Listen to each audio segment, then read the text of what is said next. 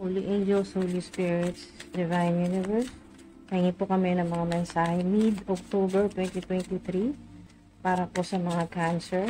Cancer yan. Woo! Wow! Journal 29, so maaring edad nyo po ito, magti-29 or 29 na po kayo. Journal, napakaganda po ngayong mid-October na kung ano po yung isusulat po ninyo ay magmamanifest agad. Maring ito rin po yung sinusulat po ninyo, yung kung magkano po yung gusto po ninyong matanggap mula sa Divine Universe o maging salary po ninyo or salary increase. Kayo na pong bahala, isulat nyo po kung magkano po yung amount or maaring sign ito na madalas nyo pong makita 111, 999, 222, 1111, 555 o madalas nyo pong makita yung 100, 100 or 2020, ganyan po. 36, maring edad mo to. Movement, ayan po. Ngayon pong mid-October ay pinapayuhan po kayo ng guardian spirits, ng ancestors ko po, na mas maggagalaw, mag-meditate, yoga kung nasa interest nyo po. Kung may interest po kayo, yoga, yan po, meditation, reiki healing, sumayaw, ganyan po, basta kahit ano pong galaw-galaw po. Yan po, movement, maglakad, jogging, or sa ilan ay gumamit po ng crystals. Napakaganda po na mensahe sa inyo mga ate, mga dude. Maring ang ilan po sa inyo ay madalas makakita po ng 333, 999, 222. Wow. Deservingness. You are beloved child of God like everyone else, and you deserve to receive the support that will allow you to focus upon your divine life purpose. Even if you can't yet recognize your lovable qualities, trust that God and the angels can see how amazing you truly are. Tama, talaga. Deserve mo talaga yung abundance. Deserve mo itong minamanifest mo na to na mapasa iyo talaga. Wow. Mga ate, mga dude, napaka ganda po ng mensahe po sa inyo. Tandaan nyo po, beloved child of God po kayo. Child of God. Kaya, katulad din ng iba, ay sinusuportahan din po kayo ni God. So, maaaring ang nakikita ko po, meron pong ilan po sa inyo ay may connection sa cross o cruise. Yan po. Yin, yang. So, balance yung energy. Abundance. May abundance planning po kayo. O ito po yung makakatulong sa inyo, yung pagpaplano po kung anong mas magandang gawin sa career o sa creative projects. Basta may nakikita ko dito na nagsusulat ka. Ito po, maaaring affirmation na manifestation po yan o yung plano talaga para mas maging mayaman. At deserve mo maging mayaman, maging swerte. Maaaring meron kang ganito na pusa o kaya ay yung pang-display, yung lucky charm, ganyan po. Yung lucky cat, ganyan, ating mga dude, na pampaswerte sa career, sa negosyo. Pero, mga ating mga dude, ayan o, trust that God and the angels can see how amazing you truly are. Amazing. Kayo po mga Cancer yan, mga ating mga dude. So, deserve nyong maging masaya, yan po. At, gawin yung divine life purpose po ninyo. Nandito ka po sa Earth, dito po sa planet Earth, para gawin yung divine life purpose mo, yung higher calling, yung mission po ninyo. Hindi lang para mabuhay at magtrabaho, hindi lang po ganun mga ate, mga dude.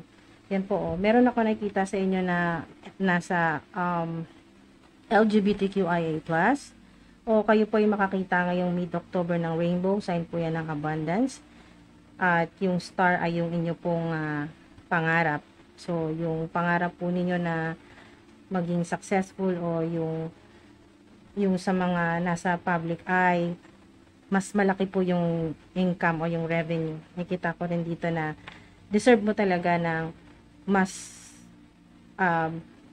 deserve mo na mag-upgrade ang iyong platform, online platform o yung channel. So, napakaganda. Mga ate, mga dude. Ang sinasabi po dito ay maaring ang ilan ay hindi mo pa natutuklasan o hindi mo pa nakikita talaga lahat ng mga lovable qualities o lahat ng ano pang mga supernatural o magical powers na meron ka, yung kakayahan mo yung psychic abilities mo. Hindi mo pa lahat yan na-unlock. Kahit hindi mo pa talaga alam lahat, ang sinasabi dito ng guardian spirits ko na talagang mahal na mahal ka ng divine universe, ni God, ng mga angels. Trust that God and the angels can see how amazing you truly are.